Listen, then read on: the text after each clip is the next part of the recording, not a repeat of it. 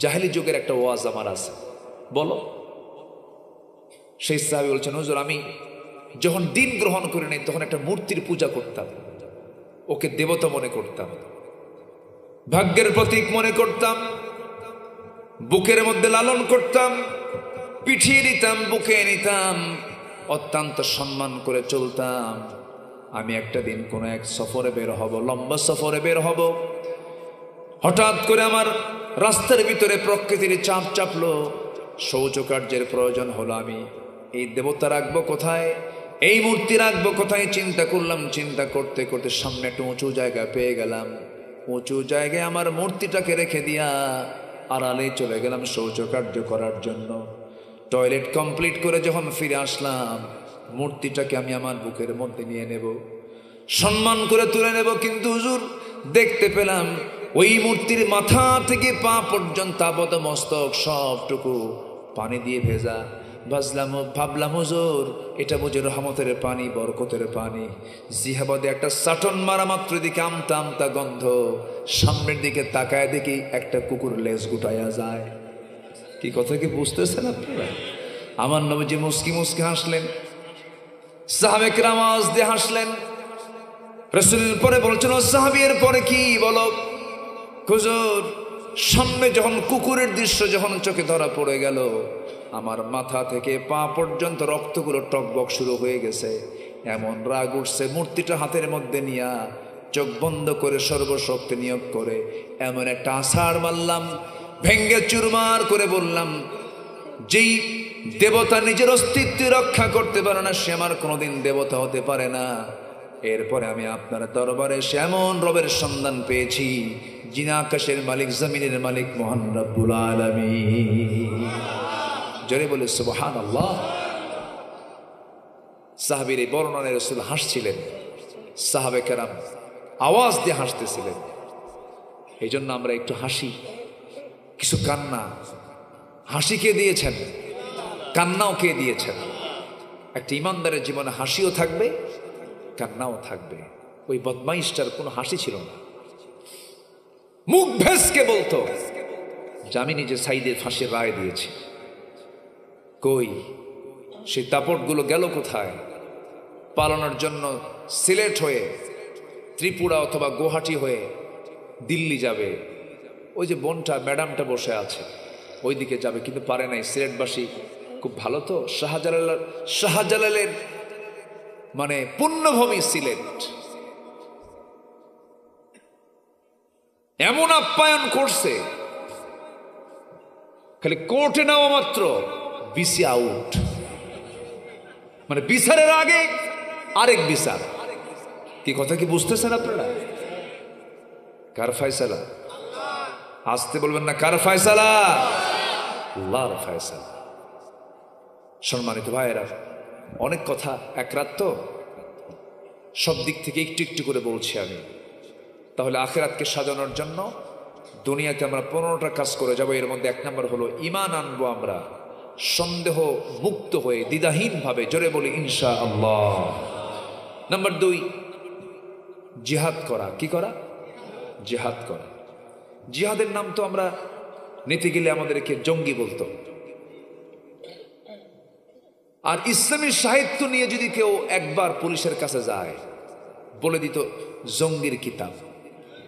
কি ঠিক কিনা? এই জঙ্গি নাটক আমরা দেখেছি 16 বছর। তারা ইসলামকে জঙ্গিবাদ বলে আখ্যা দেওয়ার চেষ্টা করেছে। হোল ওয়ার্ল্ডের এজেন্ডা বাস্তবায়ন করার জন্য পশ্চিমাদের, অমুসলিমদের এজেন্ডা বাস্তবায়ন করার জন্য নানামুখী তারা চালিয়েছে। কিন্তু ইসলাম তো কারো না। ইসলামটা কার? ইসলামটা কার? যুগে যুগে যারা ইসলামকে নিয়ে ষড়যন্ত্র করেছে তারাই ইতিহাস থেকে মুছে গেছে, মুছে দিয়েছেন তিনি আমার কে? আল্লাহ পাক। জিহাদের গুরুত্ব আছে না নাই? নামাজ সালাত আদায় করা সবার জন্য কি? জিহাদ করাও কি? আসতে বলেন, জিহাদ করা কি? মুনাফিকও নামাজ পড়ে, মুনাফিকও নামাজ পড়ে, মুনাফিকও রোজা রাখে, মুনাফিকও দান সদকা করে, কিন্তু মুনাফিক জিহাদ করতে পারে না।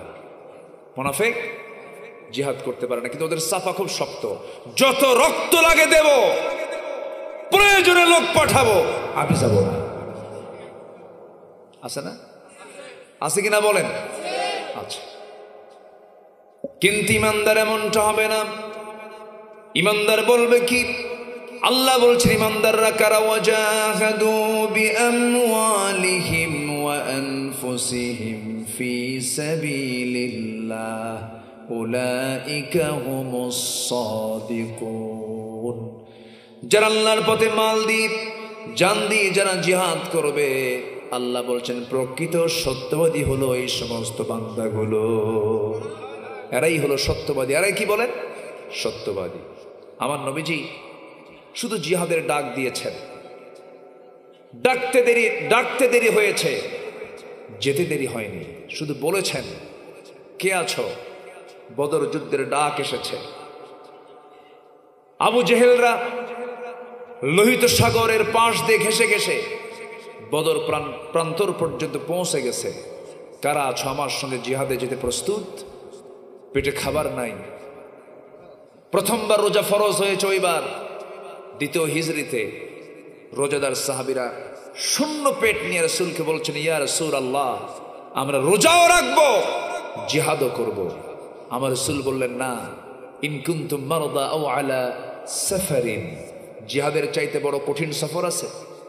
যদি তোমরা অসুস্থ হও অথবা সফরে থাকো, রোজা তোমরা পরে রাখতে পারবে। রাসূল বললেন, তোমাদের রোজা তোমরা ভেঙ্গে ফেলে দাও, কারণ জমিনে দিন কায়েমের সংগ্রাম করার জন্য দৈহিক শক্তির দরকার আছে না নাই? তরবারি হাতে নিতে গেলে শক্তির দরকার আছে না নাই? রোজা ভেঙ্গে ফেলে দাও। সাহাবে কেরাম রোজা ভাঙলেন। বদর যুদ্ধের ডাক চলে এলো। আমার নবীজি বললেন, সাহাবীরা যুদ্ধের ময়দানের প্রস্তুতি নিয়ে ফেলো। কিন্তু এমন অভাবের সেই মদিনায় সাহাবাদের জীবনকালগুলো পরিচালিত হচ্ছিল, খাবার নাই, পেটটা শুকায় গেছে। কেবলই মক্কা থেকে তারা মদিনায় সফর করেছেন, হিজরত করেছেন, বউ ছেড়ে চলে গেছেন কেউ, ব্যবসা ছেড়ে চলে গেছেন কেউ। একজন মিলিয়নার সাহাবী কোটি কোটি টাকার ব্যবসা করতেন, আব্দুর রহমান ইবনে আওফ রাদিয়াল্লাহু তাআলা আনহু, বউ ছাড়লেন, সংসার ছাড়লেন। মক্কার সাজানো গোছানো সংসার, ছেলে মেয়ে, এত বড় সাজানো ব্যবসা সব কিছু ছেড়ে দিয়া নবীর পিছনে হিজরত করে মদিনায় চলে গেছেন। নবী একদিন তাকে দেখে ফেলে রাসূলকে দেখে বলছেন, আব্দুর রহমান, এই দুই চোখ সাক্ষী তোমার মক্কায় কত সম্পদ ছিল, বিশাল সম্পদের মালিক তুমি ছিলে, সব ছেড়ে তুমি মদিনায় চলে আসলে, তোমার কি কষ্ট হয় না? আব্দুর রহমান ইবনে আওফ জবাব দিচ্ছেন, ইয়া রাসূলুল্লাহ, হিজরতের ফলাফল আল্লাহকে পেলাম, রাসূলকে পেলাম, এর চাইতে বড় আনন্দ আমার জীবনে আর দ্বিতীয়টা নাই। সব মাইনাস করে দিয়েছেন। বউটাও আসে নাই, বউটাও ঈমান আনে নাই। রাসূল বলছেন, আব্দুর রহমান, আমি তোমার জন্য দোয়া করে দেই, তোমার জন্য ব্যবস্থা করে দেই। দেখিতে মদিনার কোন ধনী সাহাবী আছে তার সঙ্গে পরিচয় করে দেব। এক ধনী আনসার সাহাবীর সঙ্গে রাসূল পরিচয় করে দিলেন। বললেন, ও আনসারের সাহাবী, এদিকে আসো, আমার আব্দুর রহমান আমার খুব কাছের সাহাবী, খুব ধনী ছিল, ভালো ব্যবসায়ী ছিল, বউটা পর্যন্ত নাই, দেখো তো ওর জন্য কিছু করা যায় নাকি? আমার নবীর কথাকে বরকত মনে করে আনসারের সাহাবী তাকে ঘোড়ার পিঠে উঠায় নিলেন। মদিনার সবচাইতে বড় দুইটা বাগান দেখায় দিলেন। দুই বাগান দেখায় দিয়ে বলছেন, ভাই আব্দুর রহমান, আমি তোমাকে মদিনার সবচাইতে বড় দুইটা বাগান, খেজুর বাগান দেখায় দিলাম। যে বাগানটা তোমার পছন্দ হবে সেই বাগানটা আমি এই মুহূর্তে তোমার নামে দলিল করে দেব। জোরে বলি সুবহানাল্লাহ। তোমার কোনটা পছন্দ বলো? সাইয়েদনা আব্দুর রহমান ইবনে আওফ চুপ মেরে থাকলেন। এরপরে আনসার সাহাবী বলছেন, ভাই রে, খেজুর বাগান শুধু দেব না, আল্লাহ পাক আমাকে দুটা স্ত্রী দান করেছেন, তোমার একটা স্ত্রীও নাই, তোমার তো যৌবন আছে, তোমার তো বইয়ের প্রয়োজন, আমার জানা মতে এই মদিনার কোনো মেয়ের বাবা তোমার সঙ্গে বিয়ে দেবে না। এই মুহূর্তে আমি আমার এক স্ত্রীকে তালাক দিয়ে দেব, আমার সেই বউটাকে তুমি তোমার বউ বানায় নিবা। একটু আসতে বলে সুবহানাল্লাহ, জোরে বলে সুবহানাল্লাহ। আব্দুর রহমান ইবনে আওফ এই কথাগুলো শুনে বললেন, ও আনসার সাহাবী, খেজুর বাগান আমার লাগবে না, তোমার বউ তালাক দেওয়া লাগবে না, আমাকে একটু ব্যবসা শিখায় দাও, ছোট্ট একটা ব্যবসা আমাকে পথ দেখায় দাও। ছোট্ট বাজারে একটা ব্যবসা তাকে দেখায় দেওয়া হলো। সেই ব্যবসায় বরকত হতে হতে কয়েক রতি সোনা কামাই হয়েছে। কয়েক রতি সোনাটা মোহরার টাকা ধার্য করে মেয়ে দেখতে গেছেন, মেয়ে পছন্দ হয়েছে, বিয়ে করে তাকে বউ বানায় ঘরে নিয়ে আসছেন। আমার নবীজির দরবারে 4-5 দিন কোনো খবর নাই সেই সাহাবীর। জান্নাতের সুসংবাদ প্রাপ্ত সাহাবীর 4-5 দিন কোনো খবর নাই। রাসূল পেরেশান হচ্ছিলেন। হঠাৎ করে একদিন নবীর সামনে হাজির হয়ে গেলেন। রাসূল বলেন, আব্দুর রহমান, তোমার নতুন নতুন জামা দেখতেছি, তোমার গায়ে কেমন যেন সুগন্ধ মনে হচ্ছে, চেহারার মধ্যে লাবণ্যতা দেখা যাচ্ছে, তুমি কিছু করছো নাকি? আব্দুর রহমান ইবনে আউফ মুস্কি হাসি মেরে বলছেন, ইয়া রাসূলুল্লাহ, আমি তো বিয়ে করে ফেলেছি। রাসূল বলেন, বিয়ে করলা তুমি? আমি তো দাওয়াত পেলাম না। তুমি কোন দিন বিয়ে করলাম? এবার তিনি বলেন, হুজুর, মেয়ে দেখতে গিয়েছিলাম, পছন্দ হয়ে গেছে, বিয়েটা হয়ে গেছে। আমার রাসূল মনক্ষুণ্ণ হলেন না, শুধু বললেন, তুমি তো বিয়ে করেছো, কিন্তু আমার জানা মতে তোমার কাছে কোনো টাকা পয়সা নাই, তুমি কেমনে বিয়ে করলা? মোহরের টাকা কেমনে আদায় করলা? সঙ্গে সঙ্গে তিনি বলছেন, ইয়া রাসূলুল্লাহ, ওই যে আপনি দেখিয়ে দিয়েছেন আব্দুর রহমান ইবনে আউফকে, সে আমাকে ছোট্ট একটা বাজারে দেখায় দিল। ছোট্ট বিজনেস করতে করতে কয়েক রতি সোনা কামাই করেছিলাম, আনি নয়, কয়েক রতি সোনা। সেই সোনাটা আমার বউয়ের মোহরণ হিসেবে ধার্য করে আমার বউটাকে আমার ঘরে রানী বানায় নিয়ে আসছি। আমার নবীজি দারুণ খুশি হলেন। আমার রাসূল দুটো হাত উঁচু করে আসমানের দিকে তাকায় বলছেন, আল্লাহ, আমার এই প্রিয় সাহাবী আব্দুর রহমানের পরিবারও বরকত দাও, ব্যবসায় বরকত দাও। নবীজির এই কথার বরকতটি এত বরকতময় হয়ে গেল যে তিনি যখন দুনিয়া থেকে বিদায় হন, তার 13টা সন্তান তিনি রেখে যান। আর এত সম্পদ তিনি দুনিয়াতে রেখে যান যে সন্তানগুলো তা রেখে যাওয়া শুধু সোনাগুলোকে ভাগ করতে নিয়ে সাধারণ কোনো জিনিস দিয়ে ভাগ করা সম্ভব হয় নাই। কোদাল দিয়ে কেটে কেটে সম্পদগুলোকে ভাগ করতে হয়েছিল। সুবহানাল্লাহ, আরো জোরে সুবহানাল্লাহ। আমার ভাইরা, আল্লাহর জন্য যদি সব ছেড়ে দেওয়া হয়, সেই বান্দার দায়িত্ব কে নেন? সেই বান্দার দায়িত্ব কে নেন? আল্লাহ নিয়ে নেন। সম্মানিত ভাইয়েরা, সম্মানিত বন্ধুগণ, সে আব্দুর রহমান ইবনে আউফ বললেন, ইয়া রাসূলুল্লাহ, বদর যুদ্ধের ডাক এসেছে, আমরা প্রস্তুতি নিচ্ছি, আপনি শুধু আমাদেরকে অর্ডার করুন। কিন্তু নবীর কানে সংবাদ গেল, আবু জেহেলদের কাতারে যোদ্ধার সংখ্যা হলো 1000। কত হাজার? 1000। নবীজি খুঁজে খুঁজে সংখ্যা খুব কম হয়ে যাচ্ছে, সৈনিকের দরকার। এমন সময় আমার নবীজির চোখের সামনে ছোট্ট দুইটা বাচ্চা এসে বলে, হুজুর, ইয়া রাসূলুল্লাহ, আপনার মনটা কেমন যেন মনক্ষুণ্ণ দেখা যাচ্ছে, সৈনিকের সংখ্যা কম হয়ে গেছে, আমাদের কি পারমিশন দেওয়া যায়? আমরা আফরার ছেলে, মদিনার আফরার ছেলে, আমরা দুজনে জিহাদে যেতে প্রস্তুত আছি। এই কথা শোনার সঙ্গে সঙ্গে রাসূল বলেন, তোমরা তো ছোট মানুষ, তোমরা যুদ্ধের ময়দানে সবার বগলের নিচে পড়ে থাকবে, তোমরা যুদ্ধ করবে কেমনে? তরবারি তো হাতে নেওয়ার শক্তি নাই, তোমাদের বাহুবল নাই। বড়জন বলে, হুজুর, ও তো ছোট, অন্তত আপনি আমাকে পারমিশন দেন। ছোটজন বলে, হুজুর, ওকে যদি পারমিশন দেন, আমাকে পারমিশন দিতে হবে কেন? লম্বায় ছোট হতে পারি, কিন্তু শক্তি আমার বেশি। সুবহানাল্লাহ বলে, জোরে বলি সুবহানাল্লাহ। আমার নবীজি বললেন, তাহলে আমি বুঝবো কেমনে? হুজুর কুস্তি লাগায় দেন। দুজন কুস্তি লেগে গেল। যখন দুজন কুস্তি লেগে গেছে, বড়জন ছোটজনকে নিচে ফেলে দিয়েছে। ছোটজন বড় ভাইয়ের কানের মধ্যে মুখ ঢুকায় বলে, ভাই রে, তুমি আমার চাইতে বয়সে বড়, তুমি আমার চাইতে শক্তিশালীতে বড়, লম্বায় বড়, আমি তোমার সঙ্গে লড়াই করে পারবো কেমনে? কিন্তু একসঙ্গে খাই, ঘুমাই, একসঙ্গে চলাফেরা করি। ভাইরে, তুমি আজকে একাকী যুদ্ধের ময়দানে যাবে কেমন হয়? অন্তত আমাকে যাওয়ার পারমিশন তৈরি করে দেওয়ার জন্য গায়ের শক্তি কমায় দাও, তোমার বুকের উপর একটাবার উঠে প্রমাণ করে বুঝায় দেই শক্তির দিক থেকে আমি কোনো অংশ কম নই।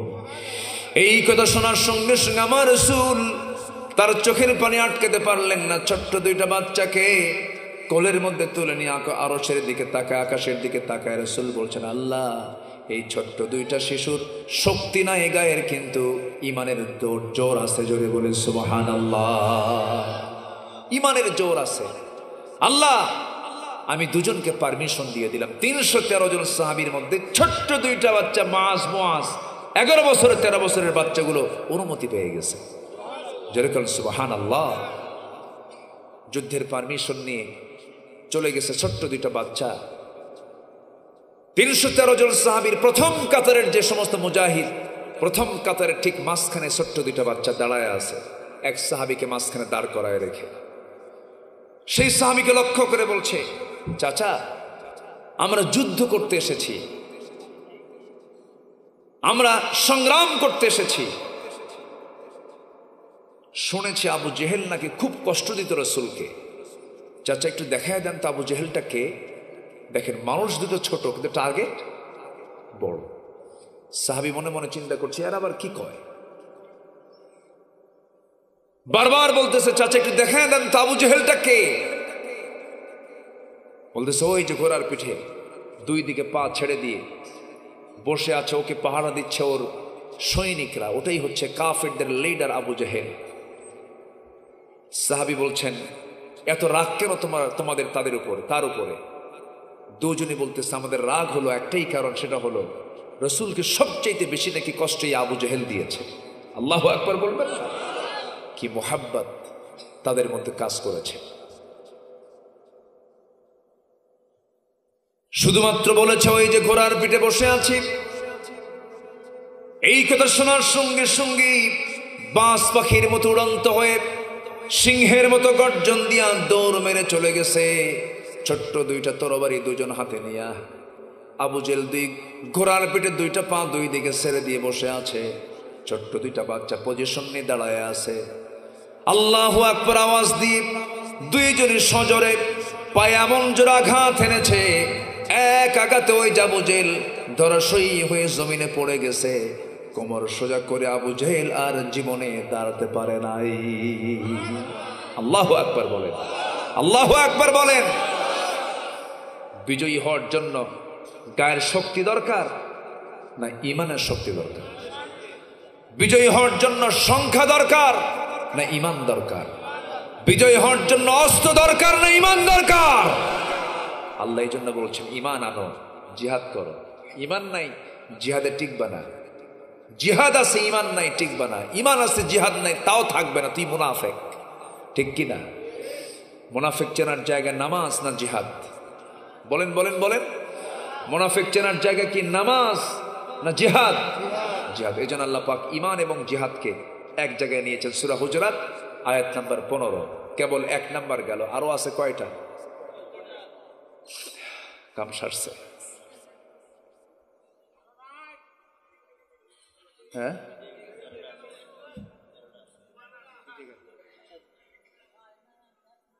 কি কথা বলবো? বলবো, কথা বলবো। আল্লাহ, এশার নামাজ হয়েছে তো সবার? আমার দেশে কিন্তু কিছু শ্রোতা আছে, ওয়াজ খুব মজা পায়। নামাজের কথা বললেই বলে, হুজুর ওজুর পানি খুব ঠান্ডা। আছে কিনা বলেন তো? আছে। এটা খুব সমস্যা। কিন্তু আমার দেশে নামাজি শ্রোতা বেশি না বেনামাজি শ্রোতা বেশি? বেনামাজি। হুজুর ওয়াজে মজা পাইতো, নামাজে তো মজা পাই না।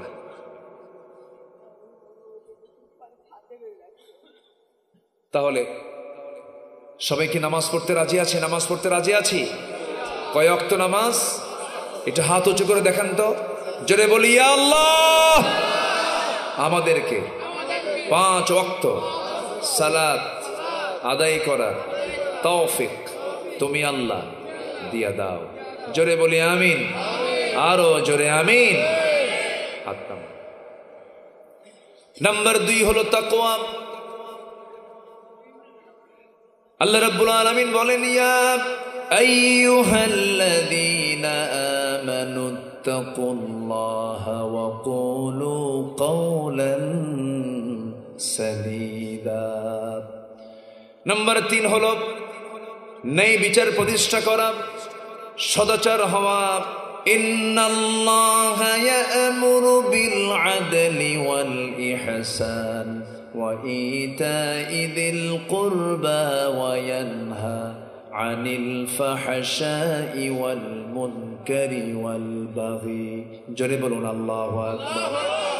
নাম্বার 4 হলো দ্বীনের সঠিক ইলম অর্জন করা।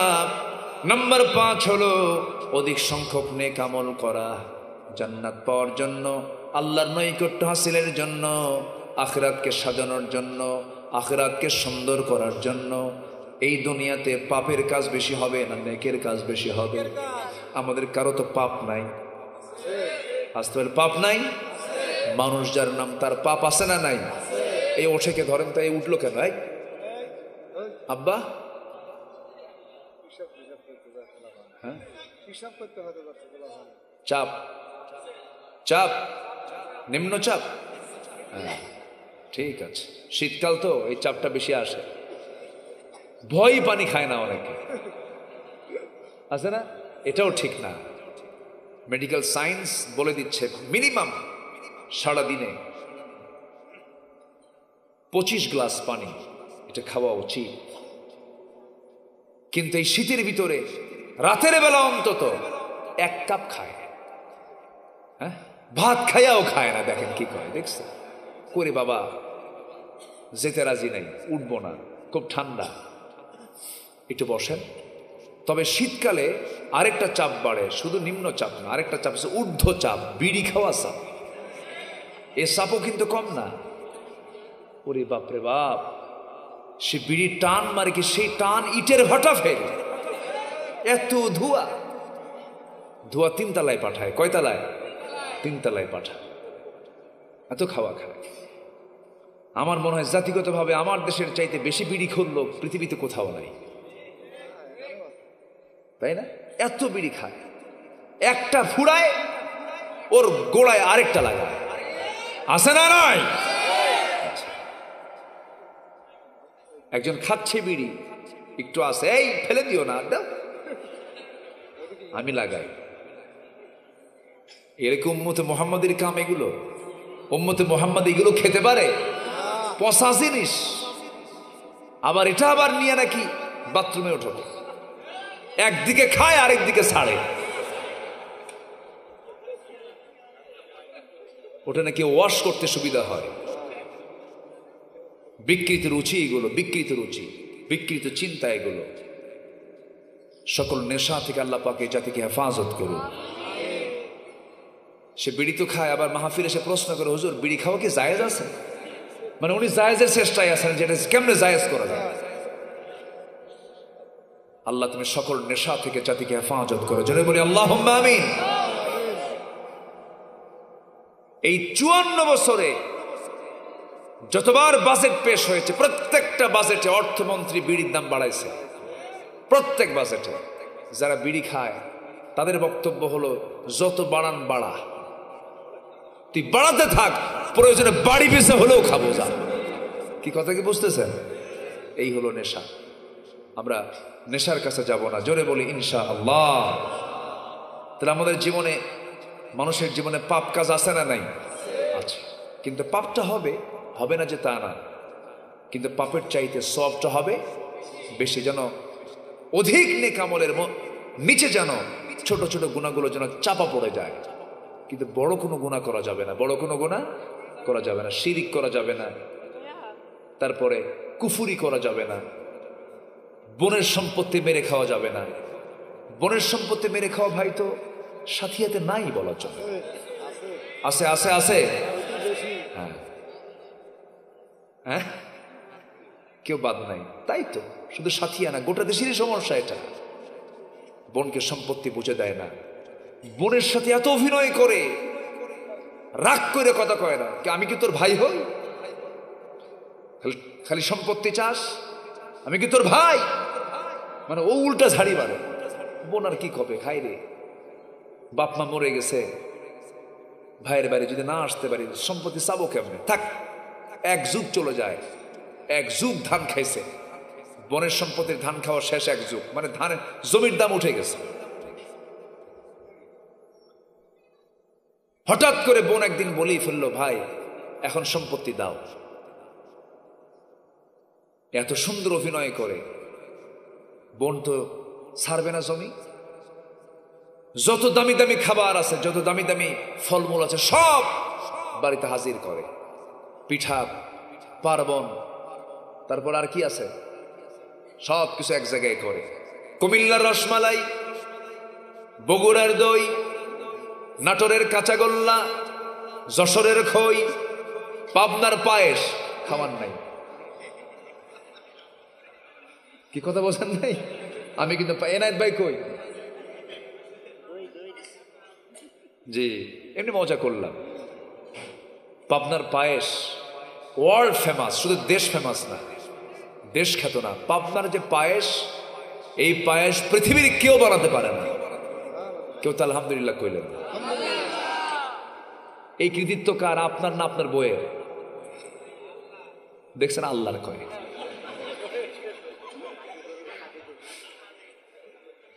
জি খুব মজা। জান্নাতের খাবার তো, পায়েস তো জান্নাতের খাবার বলবো আমি কেন? দুধ। কি বলেন, কি এর মধ্যে কি আছে? জান্নাতের 4টা নহর থাকবে, তার মধ্যে দুধের নহর থাকবে, আর সেই দুধ দিয়ে বানানো হচ্ছে আপনারা পায়েস। ও কি আর খারাপ হয়? বলি আলহামদুলিল্লাহ। আজকে কিন্তু বাকি থাকলো, ভবিষ্যতে কাজে লাগাই দিয়ে। জি আলহামদুলিল্লাহ। পাবনার মানুষ অতিথি পরায়ণ, অতিথি পাইলে খুব খুশি হয়। আলহামদুলিল্লাহ বলেন। তো সব খাবার এক জায়গায় জড়ো করে বোনকে খাওয়ায়, খাওয়ায় শুধু পিঠ দোয়ায় আর মাথায় হাত দেয়। বোন তুমি খুব ভালো, একটা কথা কই কি, অংশ নিলে কিন্তু ধ্বংস হয়। দেখছেন, শয়তান থেকে ওহী নাযিল হইছে ওর উপরে। আছে না নাই? আছে না নাই? তিলকা হুদুদুল্লাহ লিযযাকারি মিসলু হাযিল উনসাইন। কি আছে না? আল্লাহ তাআলা মেয়ের অংশ কি আগে বুঝাইয়া দিয়েছেন, আগে মেয়ের অংশ বুঝে দাও, এরপরে তুমি নাও। লিযযাকারি মিসলু হাযিল উনসাইন, আগে মেয়ের অংশ। ছেলে 2 বিঘা পাবে, তো মেয়ে 1 বিঘা, ওকে আগে বুঝায় দাও। হজ করতেছেন, বোনকে ফাঁকি দিয়া হজ কবুল হবে না। মসজিদ বানাচ্ছেন, বোনকে ফাঁকি দিয়া, জমি না দিয়া, আপনি জান্নাতে ঘর পাবেন না, সব বাজেয়াপ্ত হয়ে যাবে। এগুলো কবিরা গুনাহ। কি গুনাহ বলেন তো? কবিরা গুনাহ। পাপ হবে। পাপ হবে না কেন? পাপ হবে, কিন্তু পরিকল্পিত ইচ্ছাকৃত কোনো পাপ করা যাবে না। নাম্বার 6 হলো ধৈর্য ধারণ করা। নাম্বার 7 হলো আল্লাহর উপরে ভরসা করা। নাম্বার 8 হলো আখিরাতকে মূল আবাসস্থল হিসেবে, মূল লক্ষ্য হিসেবে গ্রহণ করে নেওয়া। ওয়াইন্নাদ দারাল আখিরাতা লাহিয়াল হায়াওয়ান লাউ কানু ইয়ালামুন। নাম্বার 9 হলো নিজেকে, পরিবারকে জাহান্নাম থেকে বাঁচানোর চেষ্টা করা। নাম্বার 10 হলো তওবা করা। তওবা করব কার কাছে? আসতে বলবেন না, কার কাছে? গুনাহ হবে আমার, মাফ করবেন কে? তওবা করলে ক্ষমা করার ওয়াদা করেছেন তিনি আমার কে? বান্দা তুই আমার দিকে হেঁটে হেঁটে আসবি রে, আমি তোর দিকে দৌড়া দৌড়া যাব। বান্দা তুই আমার দিকে 1 হাত আগাবি, আমি তোর দিকে 10 হাত আগাবো। জোরে বলে সুবহানাল্লাহ। নাম্বার 11 হলো আল্লাহর পথে দান করা। দান যে কত বড় শক্তিশালী জিনিস। আপনি দান করবেন, আল্লাহ পাক আপনাকে রোগী বানাবেন না। আপনি দান করবেন, আল্লাহ পাক আপনাকে বিপদে ফেলবেন না। দান হচ্ছে শক্তিশালী একটা ঢাল। যার জীবনে দান সাদগা আছে, তার জীবনে অসুখ হবে না, তার জীবনে বিপদ আসবে না। জোরে বলে সুবহানাল্লাহ। হয়তো যেটা অপারেশন লাগতো, দান করছেন, ওটা ইনজেকশন দিয়ে হয়ে গেছে। কি দান করলেন, যেটা লাগতো অপারেশন, সেটা ইনজেকশনই শেষ। আর দান করবেন না, যেটা লাগতো ইনজেকশন, অপারেশন করতে হবে। কি কথা কি বুঝতেছেন আপনারা? এই জন্য দান বড় বড় বিপদ থেকে বান্দাকে হেফাজত করে। আমরা আল্লাহর পথে নিয়মিত, হঠাৎ না, নিয়মিতভাবে কিছু না কিছু দান করব। মাসে টার্গেট করবো, আল্লাহ তুমি আমাকে এত টাকা দিলা, এখান থেকে আমি তোমাকে নিয়মিতভাবে তোমাকে এত টাকা দিচ্ছি আমার জন্য, আল্লাহ তুমি আমার দানকে কবুল করে নিও। দেখবেন বড় বড় বিপদ থেকে আল্লাহ পাক আপনাকে হেফাজত করেছে। আল্লাহর পথে ব্যয়। নাম্বার 12 হলো শিরকের অন্তর্ভুক্ত সকল পাপ থেকে নিজেকে দূরে রাখা। নাম্বার 13 হচ্ছে একমাত্র দিন ইসলামকে মেনে নেওয়া। দল করতে হবে, অনিসলামী দল না ইসলামী দল, অনিসলামী না ইসলামী, ইসলামী দল। নাম্বার 14 হলো রাসূলের পরিপূর্ণ আনুগত্য করা। নাম্বার 15 হচ্ছে মহান আল্লাহর সামনে দাঁড়ানোর সময় আল্লাহর ভয় হৃদয়ে লালন করা। আল্লাহ, তোমাকে খুব ভয় করি, জাহান্নাম থেকে বাঁচাও। ওয়াল্লাযীনা ইয়াবিতুনা লিরাব্বিহিম সুজদাও ওয়া কিয়ামা ওয়াল্লাযীনা ইয়াকুলুনা রাব্বানা ইসরিফ আন্না আযাবা জাহান্নাম ইন্না আযাবাহা কানা গরামা ইন্নাহা সাআত মুস্তাকাররা ওয়া মুকামা। আল্লাহ, তুমি আমাকে জাহান্নাম থেকে বাঁচাও, এরকম করে একটু রোনাজারি করা। কার কাছে বলেন তো? আল্লাহর কাছে। আমরা আশা করি এই প্রস্তুতিগুলো যদি নিতে পারি, আল্লাহ পাক আমাদের প্রতি রহমত বর্ষণ করবেন। আল্লাহ আমাদের সবাইকে উল্লিখিত বিষয়ের উপরে যে কথাগুলো হলো আমল করার তৌফিক দান করুন। জোরে বলি আল্লাহুম্মা আমিন। আমাদের সব কিছুর একটা লিমিটেশন থাকতে হবে। আমার আগামীকালকে মাহফিল আছে, খুব বেশি দূরে না, মাত্র ঠাকুরগাঁ। কোথায়? ঠাকুরগাঁ। তাও কখন জানেন? আগামীকাল বাদ জোহর পর। এখন বলেন আমার কি ঘুমানোর সময় আছে? এর মধ্যে আমাকে কাভারেজ করতে হবে। তো যাই হোক, যতটুকুন হয়েছে আমরা বলে ফেলি আলহামদুলিল্লাহ। পরবর্তী মেহমান আছেন তো না? উনি প্রস্তুত নিয়ে আছেন তো? উনি আসবেন, উনি কথা বলবেন। সবার কাছে দোয়া চাই, দোয়া করি আল্লাহ পাক আমাদের সবাইকে কবুল করুন। জোরে বলে আমিন, আরো জোরে আমিন।